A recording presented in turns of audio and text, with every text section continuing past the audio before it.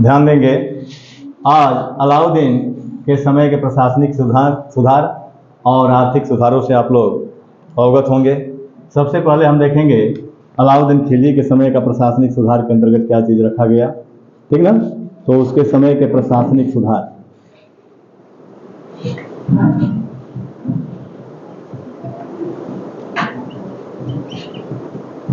देखिए प्रशासनिक सुधार के अंतर्गत उसने सर्वप्रथम दीवान ए रियासत विभाग का गठन किया था। किस विभाग का? दीवान ए रियासत विभाग। दीवान ए रियासत विभाग, ठीक ना। और दीवान ए रियासत विभाग का प्रमुख कार्य क्या था? यानी व्यापारिक वर्गों पर नियंत्रण स्थापित करना, आर्थिक मामलों की देखरेख करना, ठीक है। यानी दीवान ए रियासत विभाग का कार्य था आर्थिक मामलों की देखरेख करना, आर्थिक मामलों की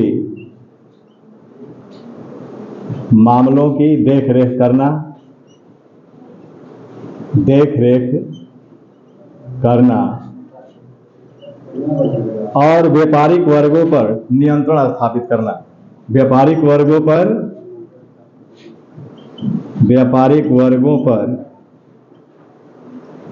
नियंत्रण स्थापित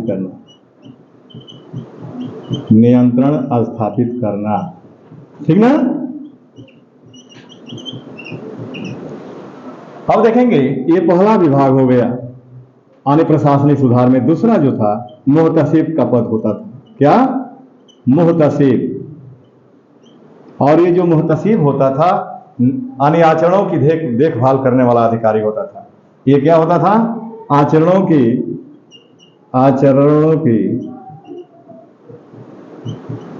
देखभाल करने वाला अधिकारी,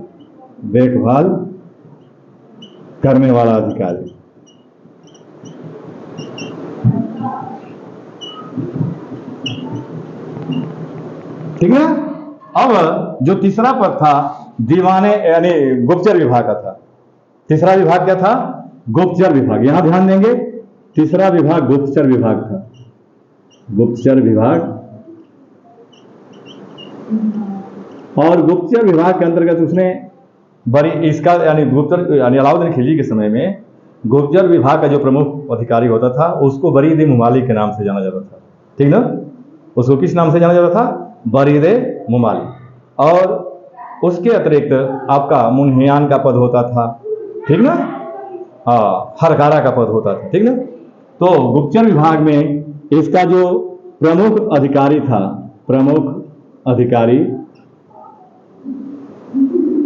उसको बरीद ए मुमाली कहा गया। क्या कहा गया?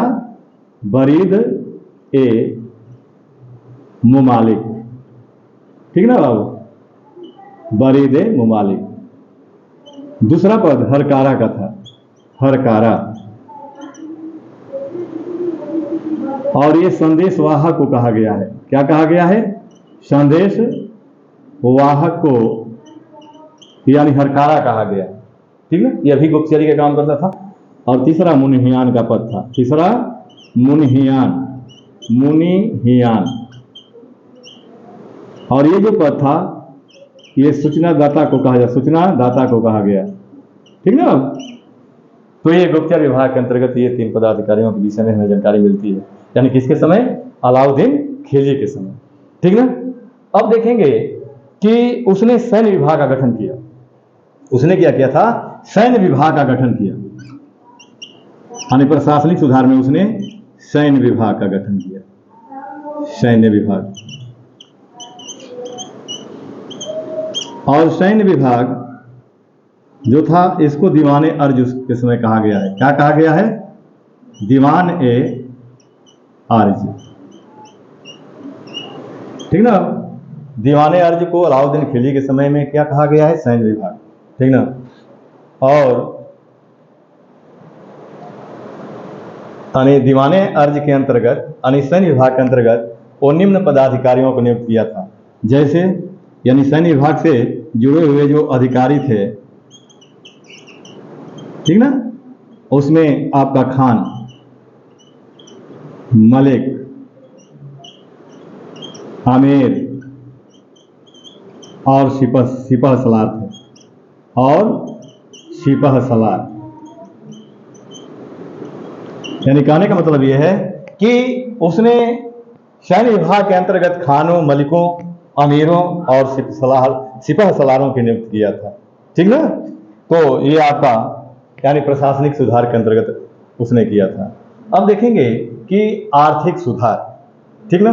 और एक पॉइंट और आप जान लीजिए, यानी सैन्य विभाग के अंतर्गत जो यानी सेना की जो छोटी टुकड़ी होती थी, यानी सेना की छोटी छोटी टुकड़ियों को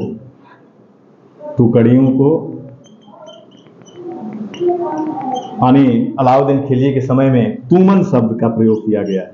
क्या चीज? तुमन शब्द का प्रयोग, तुमन कहा गया है। यानी अलाउद्दीन खिलजी के समय में सेना की जो छोटी छोटी टुकड़ियां होती थी उसको क्या कहा गया है? तुमन कहा गया है। ठीक ना? अब देखेंगे तो एक बार और पुनरावृत्ति कर लीजिए। प्रशासनिक सुधार के अंतर्गत वो दीवान रियासत विभाग का गठन किया था, हाँ, और इसका कार्य क्या था? आर्थिक मामलों की देखरेख करना, और उसके बाद व्यापारिक वर्गों पर नियंत्रण स्थापित करना। ठीक ना? दूसरा पद मुहतसिब का था, और मुहतसिब का कार्य क्या था? आचरणों की देखभाल करना। ठीक ना? उसके बाद आपका गुप्तचर विभाग था, और गुप्तचर विभाग का जो प्रमुख अधिकारी होता था अलाउद्दीन खिलजी के समय में, उसको बरीदे मुमालिक कहा गया है। क्या कहा गया है? बरीदे मुमालिक कहा गया है। दूसरा पद गुप्तचरों में हरकारा का था, संदेश वाहक को कहा गया है उसके समय, और मुन्हियान सूचना दाता था। ठीक ना? अब सैन्य विभाग उसने यानी केंद्र में सैन्य विभाग का गठन किया, जिसको दीवाने अर्ज के नाम से जाना गया है। यानी अलाउद्दीन खिलजी ने सैन्य विभाग को किस नाम से गठित किया था? दीवाने अर्ज। लेकिन यह सैन्य विभाग का गठन केंद्र में किया था। इसके पहले बलबन ने यानी राज्य में दीवाने अर्ज विभाग का गठन कर दिया था। ठीक ना? तो देखेंगे कि सैन्य विभाग का जो अधिकारी होते थे खान, मलिक, अमीर और सिपह सलार होते थे, और इनके यानी अलाउद्दीन खिलजी के समय सेना की छोटी छोटी टुकड़ियों को क्या कहा गया है? तुमन कहा गया है। मिटा देना। अब देखेंगे उसके समय के आपके जो आर्थिक सुधार है।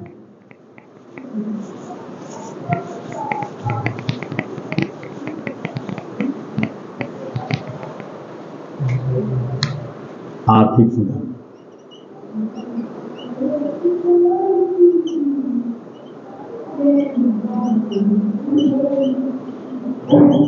देखिए, अलाउद्दीन खिलजी के आर्थिक सुधारों के विषय में हमें जानकारी जियाउद्दीन बरनी की रचना तारीख़ फिरोजशाही में मिलती है। ठीक ना? और अलाउद्दीन खिलजी आर्थिक सुधारों के अंतर्गत ही दीवाने मुस्खराज विभाग का गठन किया था, जिसको राजस्व विभाग कहा जाता है। ठीक ना? लेकिन और बाजार नियंत्रण प्रणाली को लागू किया था। यानी आर्थिक सुधारों के अंतर्गत अपनी राजधानी के आसपास क्षेत्रों में उसने बाजार नियंत्रण प्रणाली को लागू किया था, और बाजार नियंत्रण प्रणाली का उसका जो उद्देश्य था आम प्रजा को राहत पहुंचाना था और मिलावटी वस्तुओं को रोकना था।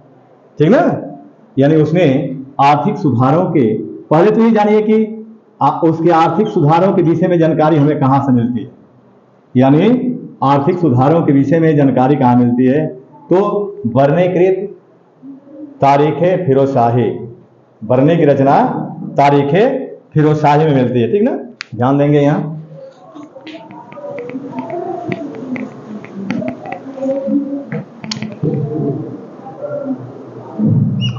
यहाँ लिखेंगे अलाउद्दीन खिलजी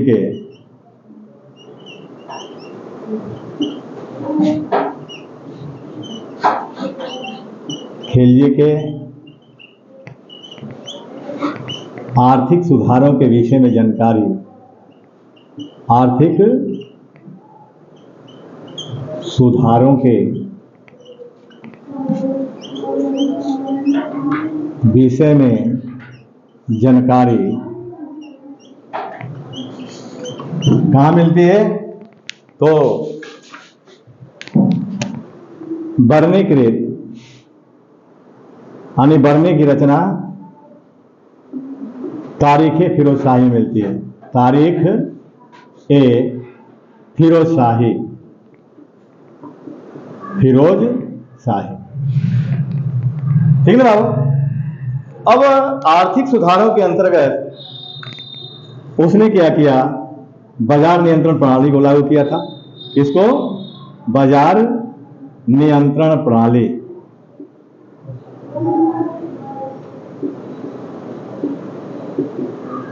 और ये राजधानी के आसपास क्षेत्रों में लागू किया था, यानी अपनी राजधानी के आसपास, राजधानी के आसपास क्षेत्रों में लागू किया। ठीक ना, क्षेत्रों में लागू किया था। ध्यान देंगे। और इसका उद्देश्य क्या था? इसका उद्देश्य था यानी आम प्रजा को राहत पहुंचाना, आम प्रजा को राहत पहुंचाना, राहत पहुंचाना। मिलावटी वस्तुओं को रोकना, मिलावटी वस्तुओं को रोकना। ठीक है। तो उसने आर्थिक सुधारों के अंतर्गत बाजार नियंत्रण प्रणाली को लागू किया था। ठीक ना। अब देखेंगे कि उसने दीवाने मुस्खराज विभाग का भी गठन किया था। किस विभाग का गठन किया था? दीवाने मुस्खराज विभाग। बता दें।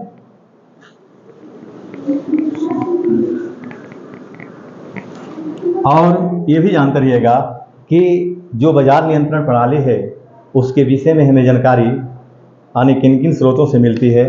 तो यहाँ देख लेंगे कि बाजार नियंत्रण प्रणाली जो था उसका, बाजार नियंत्रण प्रणाली, नियंत्रण प्रणाली, इसको मूल्य नियंत्रण प्रणाली के नाम से भी जाना जाता है। अलाउद्दीन खिलजी का जो बाजार नियंत्रण प्रणाली है उसको मूल्य नियंत्रण प्रणाली के नाम से भी जाना जाता है।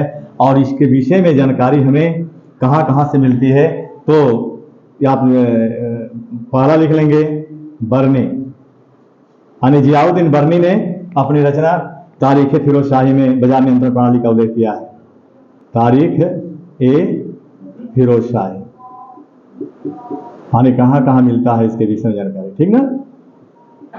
दूसरी रचना यानी आपका आमिर खुसरो की है। किसकी है? आमिर खुसरो। यानी अमीर खुसरो ने अपनी रचना खजाइन उल फुतूह में किया है। खजाइन उल फुतूह। ठीक ना बाबू। यानी खजाइन उल फुतूह में उसने अलाउद्दीन खिलजी के बाजार नियंत्रण प्रणाली का उल्लेख किया है। देवगिरी पर जो अलाउद्दीन खिलजी ने आक्रमण किया था और अमीर खुसरो उसके साथ था, उसका वर्णन भी किया है इसमें, इस रचना में। तीसरी रचना ईसामी की है। किसकी है? ईसामी। यानी ईसामी ने भी अपनी रचना यानी फुतूह सलातीन में किया है। किस रचना में?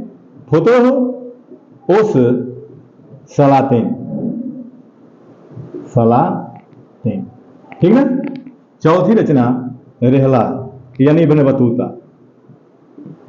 इब्न बतूता ने भी अपनी रचना रेहला में यानी अलाउद्दीन खिलजी के बाजार नियंत्रण प्रणाली का उल्लेख किया। तो यानी इतनी रचनाएं हैं जिसमें अलाउद्दीन खिलजी के बाजार नियंत्रण प्रणाली के विषय में हमें जानकारी मिलती है।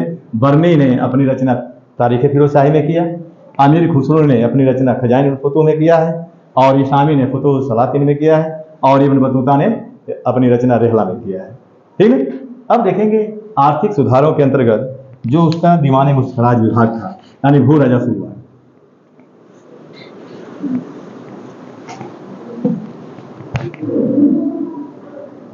यानी दीवान ए मुस्तखराज, दीवान ए मुस्तखराज।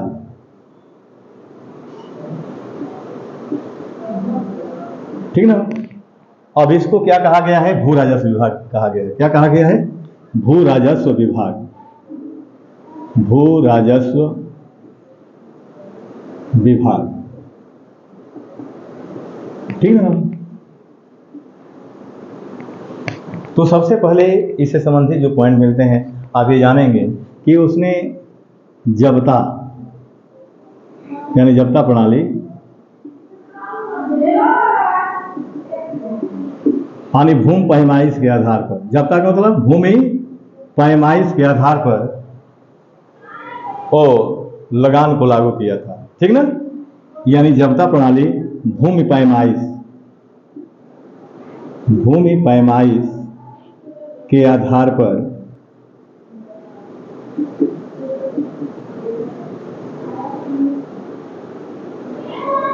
लगान निर्धारण किया था, लगान निर्धारण किया, ठीक ना। और उसने बिस्वा को, किसको, बिस्वा को भूमि पैमाइश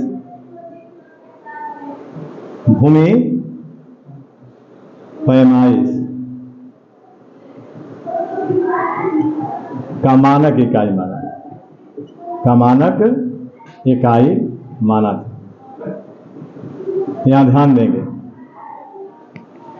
हाल जबता प्रणाली भूमि पैमाइश के आधार पर उसने लगान निर्धारण किया था और बिस्वा को भूमि पैमाइश का मानक इकाई माना था, ठीक ना बाबू। और वह जो उसका जो उसके समय जो भू राजस्व था यानी उपज का 1/2 यानी आधा लेता था, ठीक ना। उसके समय का जो भू राजस्व कर था, भू राजस्व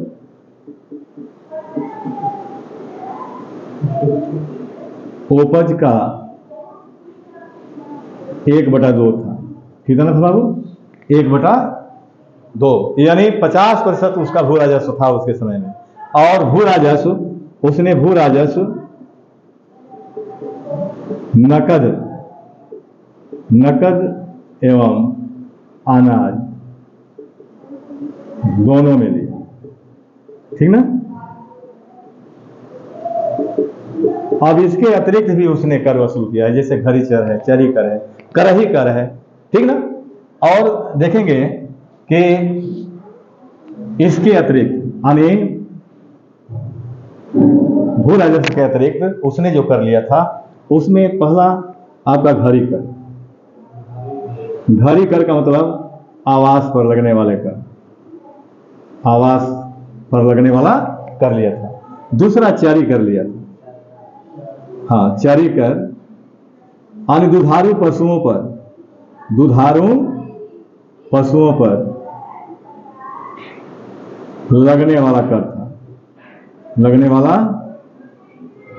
कर था, ठीक ना बाबू। अब देखिए तीसरा करही कर था, यानी आर्थिक सुधारों के अंतर्गत इतने पॉइंट उसके समय मिलते हैं। उसके बाद उसने जजिया कर वसूल किया, क्या लिया, जजिया। यहां ध्यान देंगे जजिया कर ये गैर मुस्लिमों से लिया जाने वाला एक धार्मिक कर था, ठीक ना। जजिया कर क्या था, यानी हिंदुओं से लिया जाने वाला धार्मिक कर था, गैर मुस्लिम यानी हिंदुओं को गैर मुस्लिम कहा गया है, ठीक ना। तो हिंदुओं से लिया जाने वाला ये धार्मिक कर था, ठीक ना। तो यहां लिख लेंगे हिंदुओं से लिया जाने वाला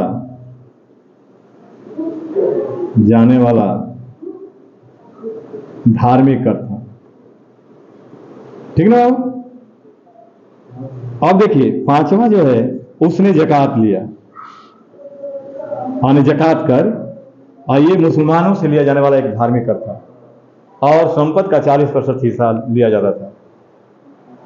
यानी 40% का मतलब यानी 2.5%, यानी कुल संपत्ति का ये 2.5 कर के रूप में लिया जाता था, ठीक ना। और ये मुसलमानों से लिया जाने वाला क्या था, धार्मिक कर था। तो यहां लिख लेंगे मुसलमानों से लिया जाने वाला धार्मिक कर, लिया जाने वाला धार्मिक कर, ठीक ना, धार्मिक कर। और कितना होता था, यानी कुल संपत्ति का 2.5%, कॉस्ट में कभी कभी प्रतिशत में 40%, ठीक ना, ये आपका। इसके बाद उसने आपका एक खम्स होता था। क्या होता था? खम्स। ये लूट का माल होता था। खम्स क्या होता था? ये लूट का माल था। खम्स, यहां ध्यान देंगे, लूट का माल था। अब यहां ध्यान देंगे, इसमें क्या होता था? लूट के माल में एक बाई पांच भाग यानी राजा लेता था, और 4/5 भाग यानी सैनिकों में इसको बांट दिया जाता था, वितरण कर दिया जाता था। लेकिन दिल्ली सल्तनत के दो सुल्तानों ने, अलाउद्दीन खिलजी और मोहम्मद बिन तुगलक ने, ये दो ऐसे सुल्तान हुए जो लूट के माल में 4/5 भाग अपने लिए रखा और 1/5 भाग में सैनिकों को बांट दिया। ठीक ना? तो अलाउद्दीन खिलजी के समय के यही प्रशासनिक सुधार और आर्थिक सुधार है। तो आज यहीं तक रहने दिया जाए, फिर अगले क्लास में अलाउद्दीन खिलजी के समय के साम्राज्य विस्तार देखा जाए।